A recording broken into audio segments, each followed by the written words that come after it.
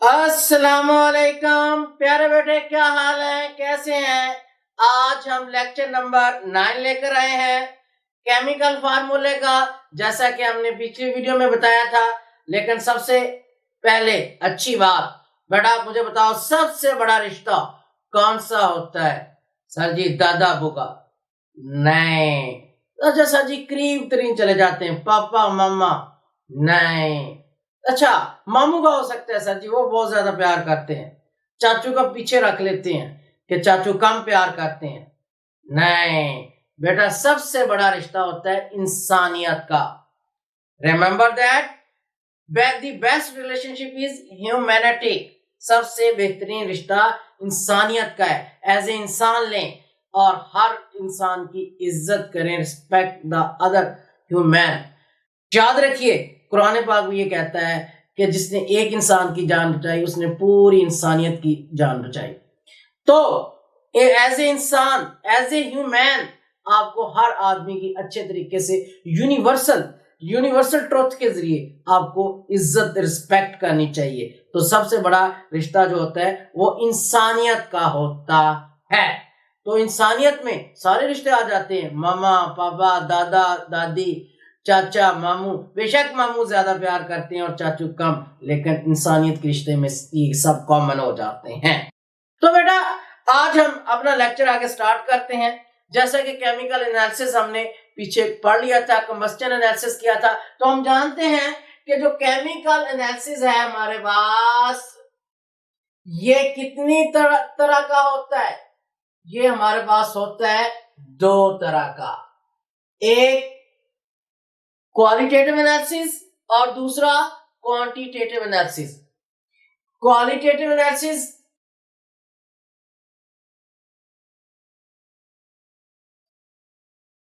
और quantitative analysis. Qualitative analysis में आप पहले क्या करते हैं, determination of elements in given compound. दिए गए कंपाउंड के अंदर हम एलिमेंट्स मालूम करते हैं, एलिमेंट को आइडेंटिफाई करते हैं। क्वांटिटेटिव एनालिसिस आगे से परफॉर्म करते हैं, इसमें हम determination of percentage of element in given compound. तो बेटा देखें, आपके पास जो केमिकल एनालिसिस है, previous video number 8 lecture number 8 में आप पढ़ चुके हैं। ये केमिकल एनालिसिस दो तरह का होता है। क्वालिटेटिव एनालिसिस, जब हम किसी भी कंपाउंड पर एनालिसिस परफॉर्म कर रहे होते हैं, उसका जायजा ले रहे होते हैं। पहली टाइप क्वालिटेटिव एनालिसिस, हम उस कंपाउंड के अंदर मालूम करते हैं कि कितने तरह के एलिमेंट से मिलकर बना हुआ है। दूसरा होता है क्वांटिटेटिव एनालिसिस, फिर वो एलिमेंट जो मालूम किए हैं वो कितनी मिकदार में मौजूद हैं। फॉर एग्जांपल हमारे पास ये बीकर है, इसके अंदर हमारे पास एक कंपाउंड दिया गया है। जब इस पर हम एनालिसिस परफॉर्म करेंगे केमिकल एनालिसिस, तो हमें पहले क्वालिटेटिव एनालिसिस परफॉर्म करते हैं, जिसमें हमें पता चलता है कि दो तरह के एलिमेंट हैं। एक ये हाइड्रोजन रखता है और दूसरा ये ऑक्सीजन रखता है। अब अगला एनालिसिस जो होगा वो क्वांटिटेटिव एनालिसिस होगा कि इसमें हाइड्रोजन कितने परसेंट है, वो हमें पता चलता है 11.11% है। ऑक्सीजन कितने परसेंट मौजूद है, कितनी अमाउंट में है, 89.89% है। तो ये वाटर वाला कंपाउंड हुआ। तो अब जो इसकी परसेंटेज है हाइड्रोजन और ऑक्सीजन की, अब इस परसेंटेज को इसी जो केमिकल एनालिसिस है, इसके रिजल्ट को हमने रिप्रेजेंट करना है, इसकी रिप्रेजेंटेशन दरकार है। तो सिंबॉलिकली अलामत में सिंबल्स के लिहाज से हमने रिप्रेजेंटेशन देनी है। तो उसको रिप्रेजेंट करने के लिए केमिकल फार्मूले की टर्म आती है। क्या आती है, केमिकल फार्मूला। क्वांटिटेटिव एनालिसिस जब परफॉर्म कर लिया जाता है तो फिर क्वांटिटेटिव एनालिसिस मतलब केमिकल एनालिसिस के रिजल्ट को आपने सिंबल्स के लिहाज से रिप्रेजेंट करना है, तो रिप्रेजेंटेशन बाय केमिकल फार्मूला आती है। जैसा कि हमने प्रीवियस लेक्चर में ये बताया था कि ये कार्बन, हाइड्रोजन, ऑक्सीजन की परसेंटेज मालूम करने के बाद इनसे केमिकल फार्मूला बनाना है, इनके रिजल्ट को रिप्रेजेंट करना है बाय केमिकल फार्मूला। तो केमिकल फार्मूला आपके पास क्या होता है, इसकी डेफिनेशन क्या है? केमिकल फार्मूला जो है इसकी definition symbolical representation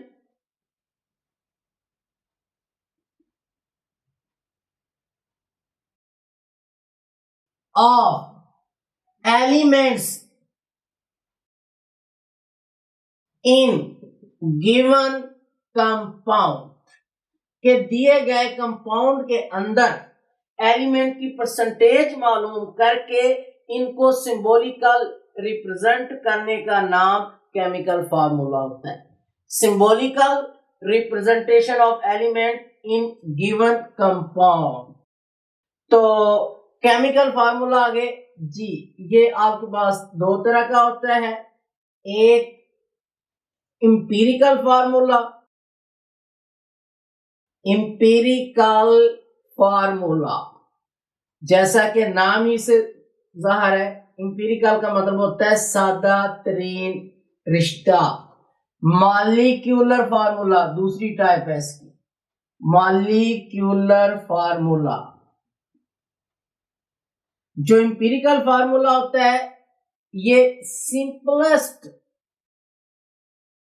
whole number ratio between atoms in a molecule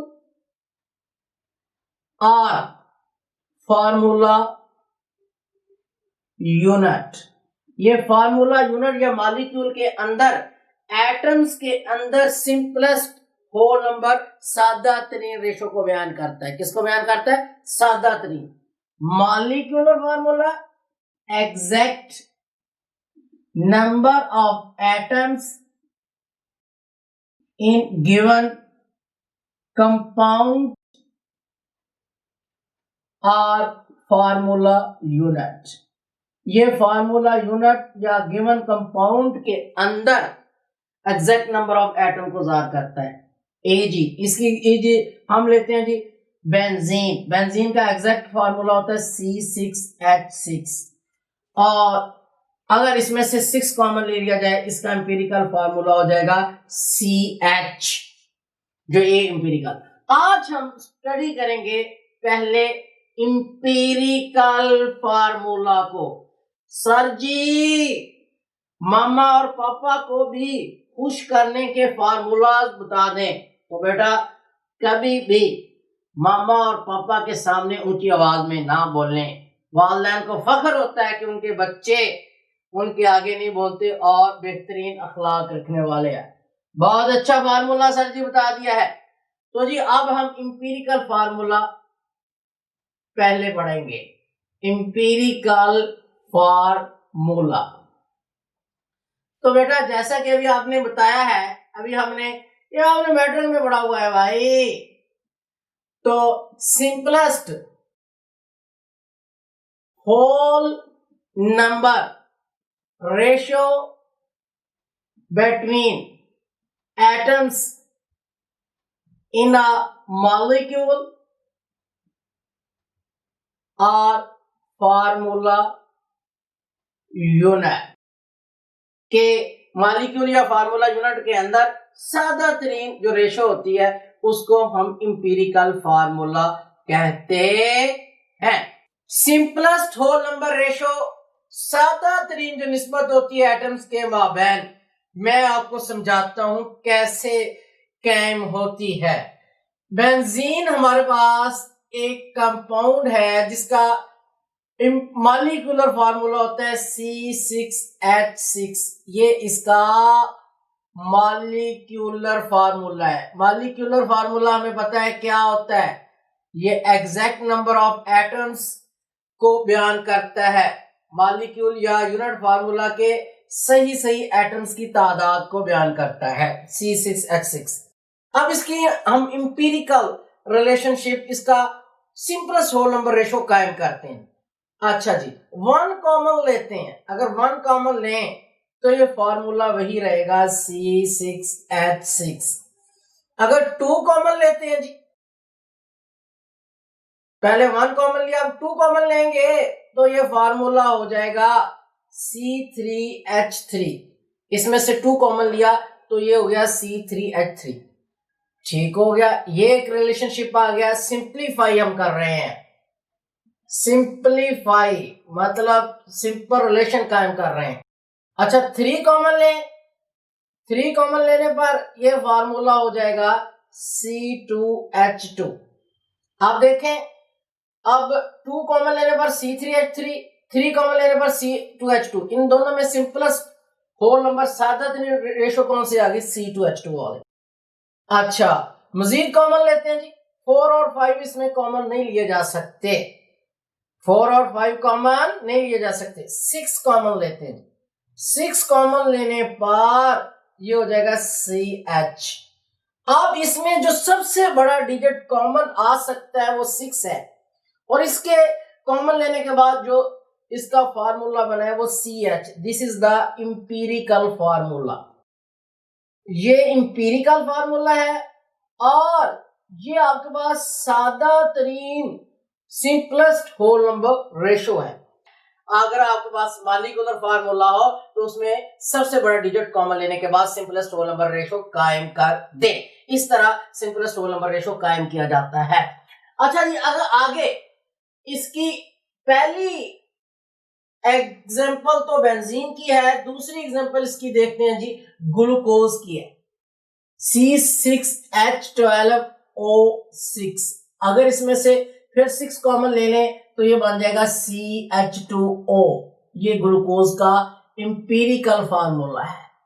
ये पहले वाला exact number of atom molecular formula था, 6 कॉमन लेने के बाद, सबसे बड़ा डिजिट कॉमन लेने के बाद सिंपलेस्ट होल नंबर रेशो कायम हो गई है। ये इसका इंपीरिकल फार्मूला है। अच्छा जी, एग्जांपल नंबर 2 में देखें कि आपके पास जो आयनिक कंपाउंड होते हैं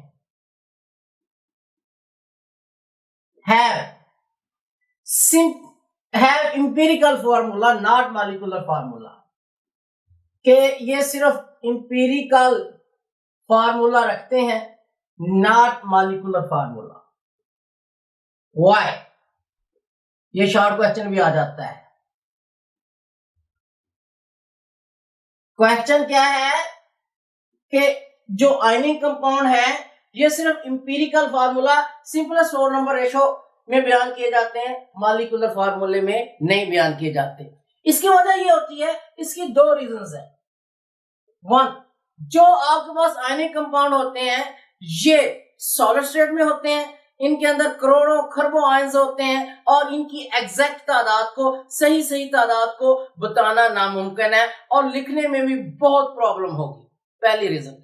दूसरी बात, ये आयनिक कंपाउंड जो होते हैं ये एज ए इंडिपेंडेंट आजादाना नहीं पाए जाते लाइक मॉलिक्यूल की तरह, तो इसलिए फिर इनको मॉलिक्यूलर फार्मूले में रिप्रेजेंट नहीं करते, इनमें सिर्फ इनको सादा तरह रेशो में रिप्रेजेंट कर सकते हैं। जैसे NaCl हो गया, ये आपके पास सोडियम क्लोराइड हो गया, ठीक हो गया।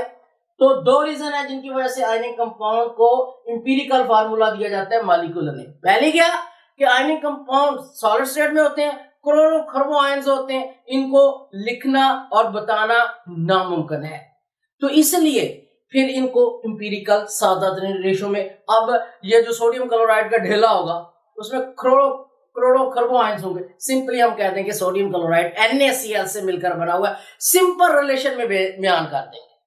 अच्छा, दूसरी रीजन क्या है, ये एज ए इंडिपेंडेंट आजाद नहीं पाए जाते मॉलिक्यूल की तरह, इसलिए इनको मॉलिक्यूलर फार्मूला नहीं दिया जा सकता।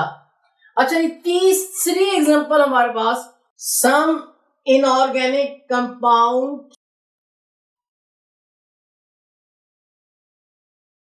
having same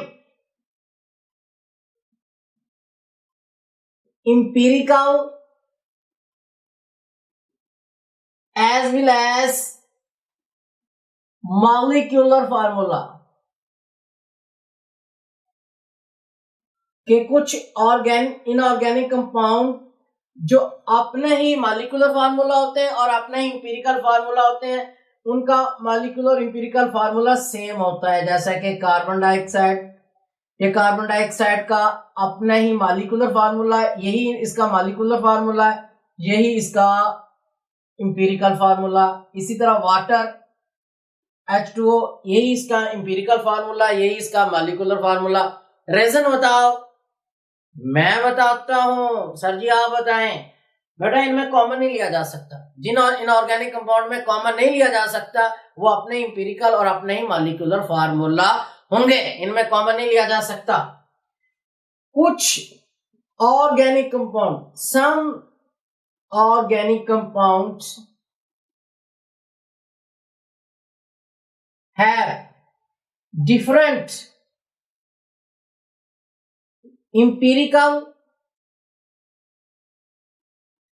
and molecular formula।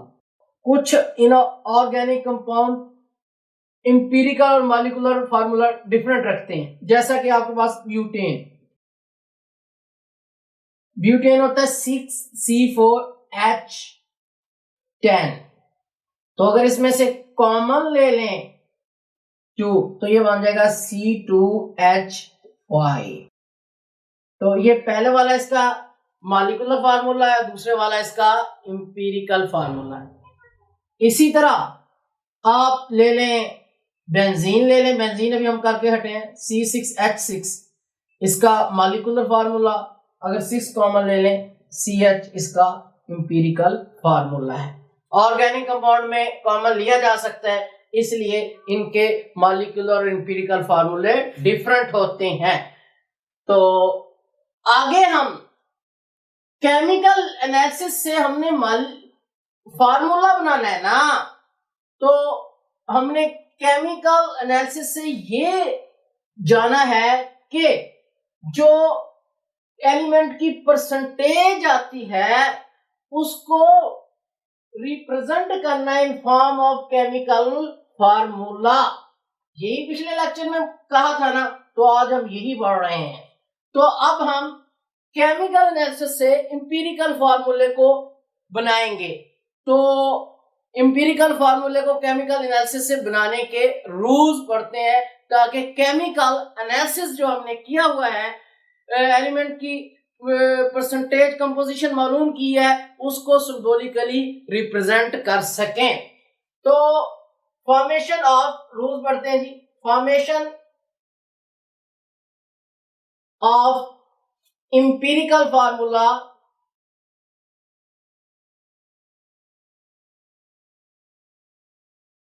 From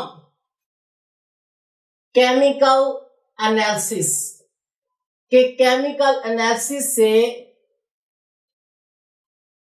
empirical formula बनाने के रूल्स हम पढ़ेंगे।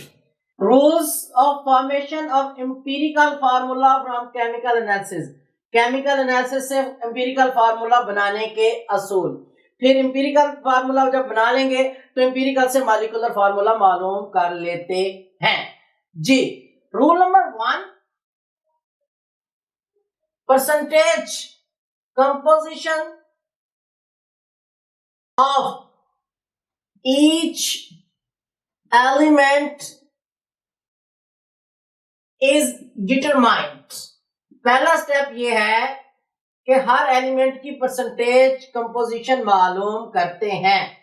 वो कहां से करते हैं ये हमें बताया, हम केमिकल एनालिसिस, मतलब हम केमिकल एनालिसिस के क्वांटिटेटिव एनालिसिस से percentage composition of each element मालूम कर लेते हैं।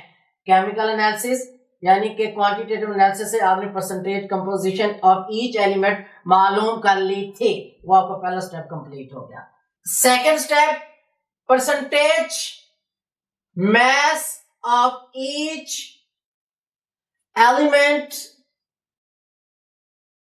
is divided by its atomic mass to get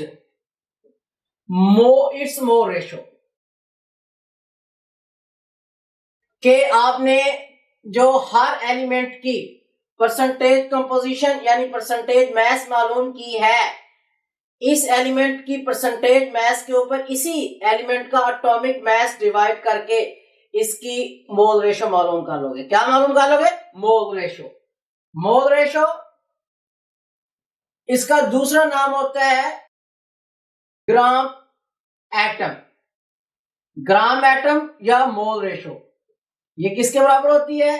given mess divided by molar mass.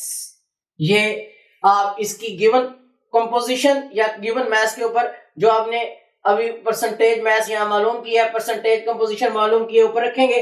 इसकी मोलर मैस मतलब इसकी एटॉमिक मैस को इसके ऊपर डिवाइड करके इसकी मोल रेशो या ग्राम एटम आ जाएंगे। और मोल रेशो या ग्राम एटम हम क्यों मालूम करते हैं बच्चों? क्योंकि केमिस्ट्री के अंदर केमिकल इक्वेशन में, केमिकल फार्मूला में हर जगह ये जो क्वांटिटी है, रिलेशन है, ये मोल में पेश किया जाता है। किसमें? मोल में। इसलिए हम मोल रेशो मालूम करते हैं। ये मैं आपको रीजन बता रहा हूं। अब मोल रेशो मालूम करने के बाद हम एटॉमिक रेशो मालूम करेंगे। अच्छा, mole ratio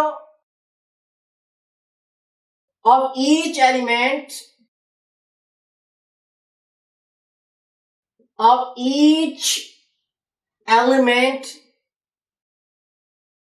is divided by smallest value of mole ratio to get atomic ratio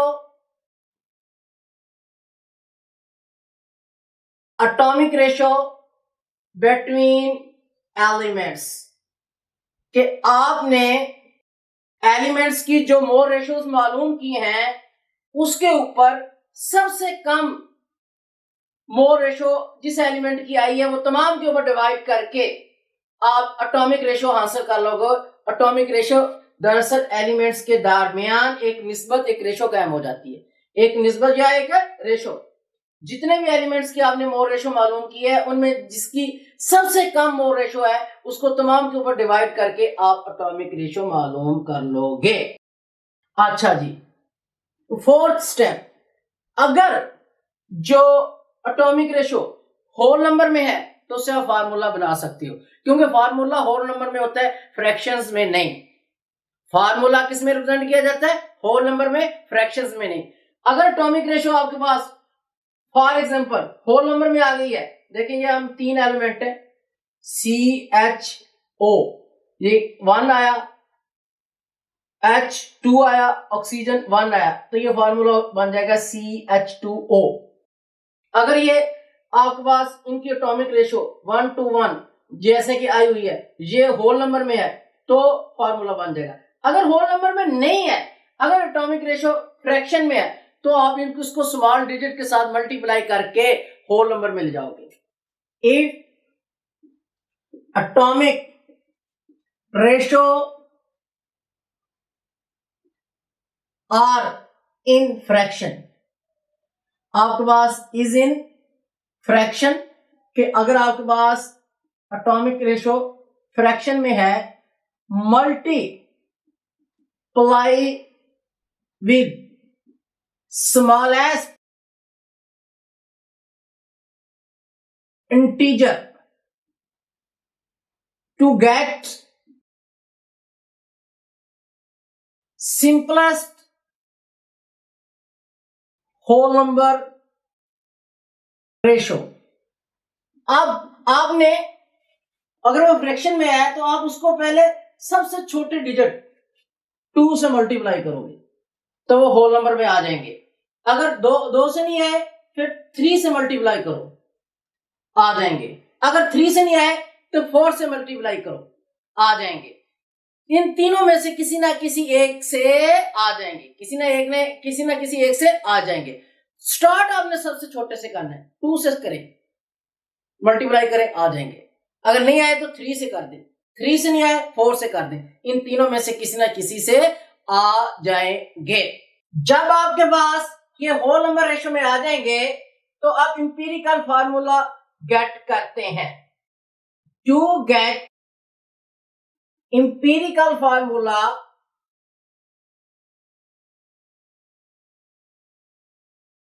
symbols of element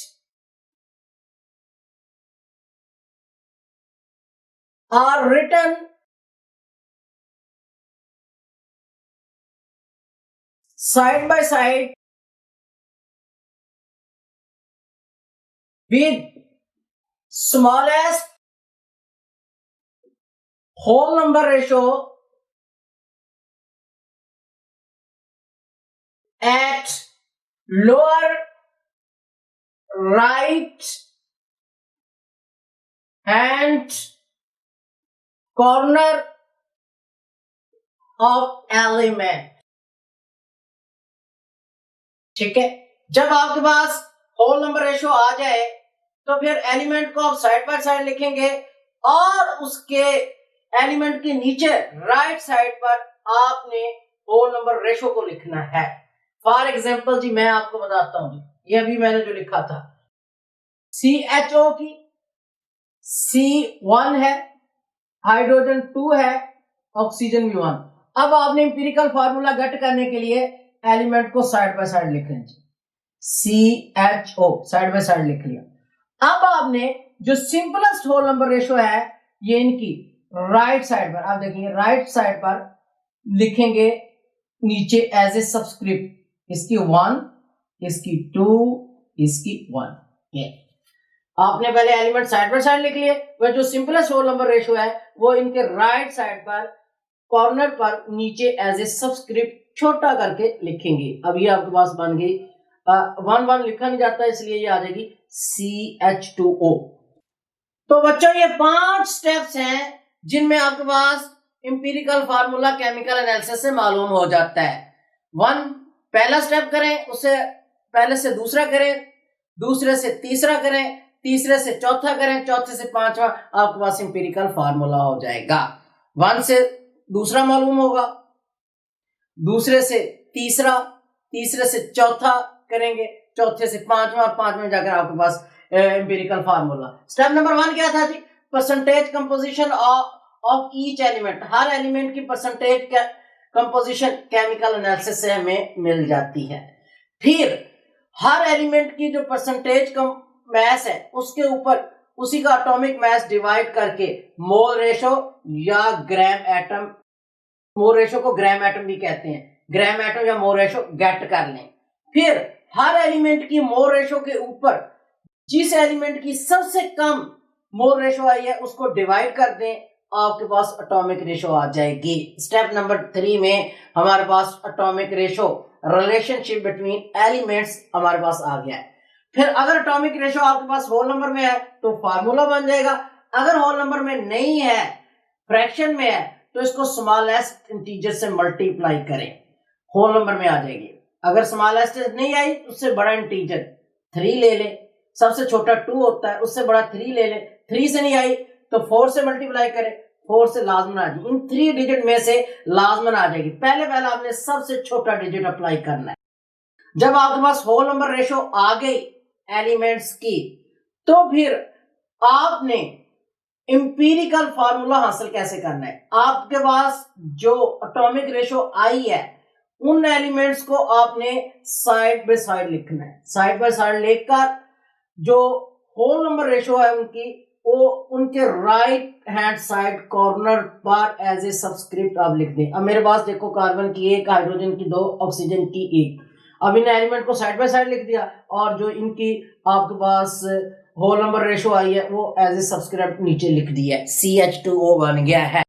empirical फार्मूले से मॉलिक्यूलर फार्मूले को मालूम किया जा सकता है। अब केमिकल एनालिसिस से इंपीरिकल फार्मूला हमने मालूम कर लिया है। आइए अब हम इंपीरिकल फार्मूले से मॉलिक्यूलर फार्मूला मालूम करते हैं। पहले हम देखते हैं जी मॉलिक्यूलर फार्मूला होता क्या है। मॉलिक्यूलर फार्मूला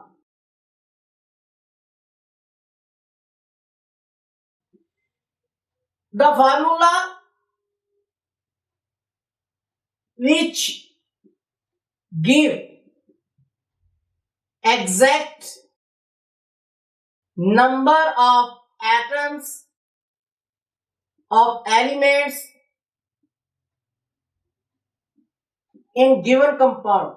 दिए गए कंपाउंड्स के अंदर जो एलिमेंट्स होते हैं उनके एटम्स की सही सही तादाद देता है। कंपाउंड्स के अंदर एलिमेंट्स के एटम्स की सही सही तादाद को बयान करने वाला फार्मूला मॉलिक्यूलर फार्मूला होता है।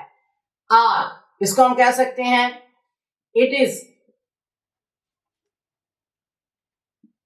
Is simple multiple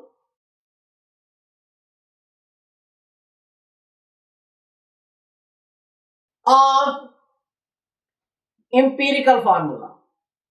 empirical formula का ये सिंपल मल्टीपल होता है। अच्छा, मॉलिक्यूलर फार्मूला को मालूम करने के लिए हमें दो फैक्टर की जरूरत होती है to determine molecular formula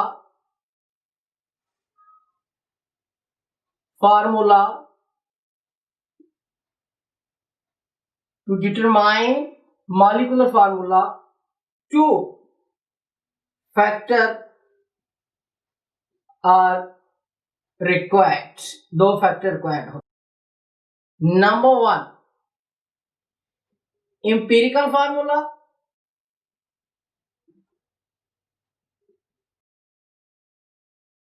number two molar mass of compound. Compound की मोलर मास दरकार होती है। कंपाउंड का इंपीरिकल फार्मूला, कंपाउंड की मोलर मास हमें दरकार होती है मॉलिक्यूलर फार्मूला मालूम करने के लिए। तो मॉलिक्यूलर फार्मूला की इक्वेशन लिखते हैं। मॉलिक्यूलर फार्मूला ये जैसा कि बताया होता है सिंपल इंटीजर मल्टीपल होता है ऑफ इंपीरिकल।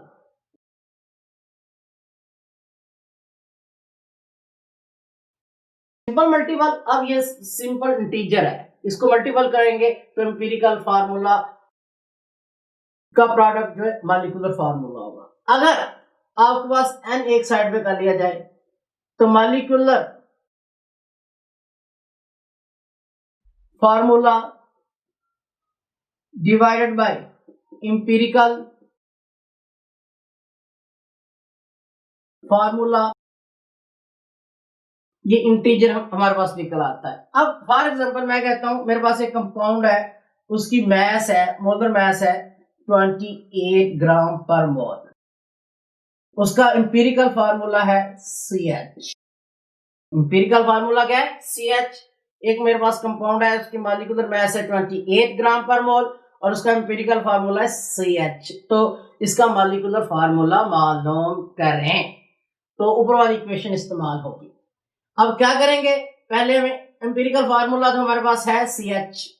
अच्छा, n नहीं है, n की वैल्यू किस तरह निकालेंगे? n बराबर होता है, ये रेशो होती है n molecular formula divided by empirical या molecular mass divided by empirical mass. Molar mass को हम 26 कर लेते हैं, 26। अच्छा, अगर 26 है हमारे पास तो इसके ऊपर 13 को डिवाइड करें तो 2 आएगा। क्या आएगा? 2। और अब आपके पास मॉलिक्यूलर फार्मूला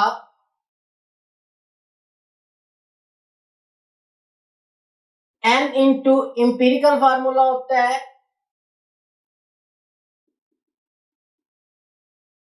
N2 आ गया, इंपीरिकल CH, ये आपके पास आ जाएगा C2H2। ये आपके पास मॉलिक्यूलर फार्मूला। इस तरह मॉलिक्यूलर फार्मूले को इंपीरिकल फार्मूले से मालूम किया जा सकता है। केमिकल एनालिसिस से पहले इंपीरिकल फार्मूला मालूम कर लें, उसके बाद आप फिर इंपीरिकल से मॉलिक्यूलर फार्मूला मालूम कर सकते हैं। तो आइए हम एक एग्जांपल करते हैं और उसके बाद मैं आपको एक घर के लिए असाइनमेंट दूंगा जो आप करेंगे।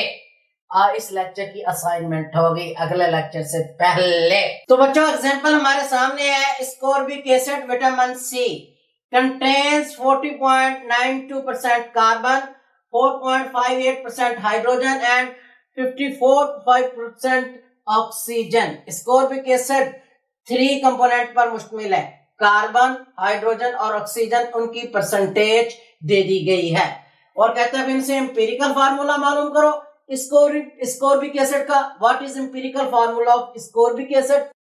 दूसरा, फिर इट्स मोलर मास इसकी दे देता है 176 एंड इट्स मॉलिक्यूलर फार्मूला, इसका मॉलिक्यूलर फार्मूला मालूम करो। तो आइए अब हम एम्पिरिकल फार्मूले के स्टेप्स लगा के एम्पिरिकल फार्मूला मालूम करते हैं। केमिकल एनालिसिस करके आपको पहले परसेंटेज कंपोजिशन दे दी गई है। पहला कॉलम जी एलिमेंट कार्बन, हाइड्रोजन और ऑक्सीजन। पहला स्टेप एम्पिरिकल का, इनकी परसेंटेज मैसेस वो पहले ही दे दी गई है। ये कार्बन की है 40.92%, हाइड्रोजन की 4.58% और ऑक्सीजन की 4.5%। ये इनकी लिख ली है। अगला सेकंड स्टेप होता है इनकी परसेंटेज कंपोजिशन से इनके नंबर ऑफ ग्राम एटम या मोल रेशो मालूम करते हैं। और हमें पता है कि मोल रेशो किसके बराबर होते हैं, given mass divided by molar mass. Given mass जो है इनकी पहले से दी गई है, परसेंटेज कंपोजिशन ये ऊपर रखेंगे और इनकी मोलर मास जो इनके फार्मूले से इनके एटॉमिक मास होती है उसको डिवाइड कर देंगे। अब कार्बन की परसेंटेज मास के ऊपर इसकी एटॉमिक मास 12 को डिवाइड करने पर आपके पास 3.41 आ गया। इसी तरह हाइड्रोजन की परसेंटेज मास के ऊपर इसकी एटॉमिक मास 1.008 को डिवाइड करने पर आपके पास 4.584 इसकी ग्राम एटम या नंबर ऑफ मोल आ गए। इसी तरह ऑक्सीजन की जो आपके पास परसेंटेज मास है 54.5, इसके ऊपर इसी की एटॉमिक मास को डिवाइड करने पर इसके मोल रेशो आ जाएंगे। अब तीनों की परसेंटेज मास के ऊपर तीनों के अपनी एटॉमिक मास डिवाइड करने पर आपके पास इनके नंबर ऑफ मोल्स और इनके ग्राम एटम आ चुके हैं। अब हमने इनकी तीसरा स्टेप इनके दरमियान, इन एलिमेंट के दरमियान एटॉमिक रेशो मालूम करनी है। एटॉमिक रेशो का क्या बताया था कि जो स्मॉलेस्ट मोल रेशो होगी वो तमाम मोल रेशो के ऊपर डिवाइड कर देंगे। अब कार्बन और ऑक्सीजन दोनों की इकट्ठे लोएस्ट वैल्यू आ रही है वो है 3.41। अब इसको तीनों की जो नंबर ऑफ मोल्स या नंबर ऑफ ग्राम एटम आए हैं तीनों के ऊपर डिवाइड कर देंगे। 3.41 कार्बन, 4.58 हाइड्रोजन और 3.41 ऑक्सीजन के ऊपर स्मॉलेस्ट वैल्यू जो 3.41 है वो डिवाइड कर रहे हैं। तो कार्बन पर डिवाइड करने पर 1 आई और हाइड्रोजन डिवाइड करने पर ये 1.33 आई, ऑक्सीजन पर सेम है 1 आ गई। अब एटॉमिक रेशो जो आपके पास है ये कार्बन की 1, हाइड्रोजन की 1.33 और ऑक्सीजन की 1। अब एटॉमिक रेशो अगर होल नंबर में आती तो इसे हम डायरेक्टली एम्पिरिकल फार्मूला बना लेते।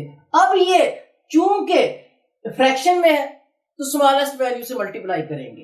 तो अगला स्टेप है होल नंबर रेशो बनाना है। अब ये होल नंबर में नहीं है, अब क्योंकि ऑक्सीजन जो हाइड्रोजन है 1.33 है, इसे हम 2 से मल्टीप्लाई करें 2 आता है, ये 2.66 आएगा, ये 2 आएगा, ये अब होल नंबर में नहीं आ सकती क्योंकि 2.66 आता है। स्मॉलेस्ट जो इंटीजर 2 है वो काम नहीं कर रहा, उससे बड़ा 3 ले लेंगे, 3 से मल्टीप्लाई करें 3 आता है, इस यहाँ 3.99 इक्वल टू 4 हो जाए, यहाँ 3 आ जाएगा।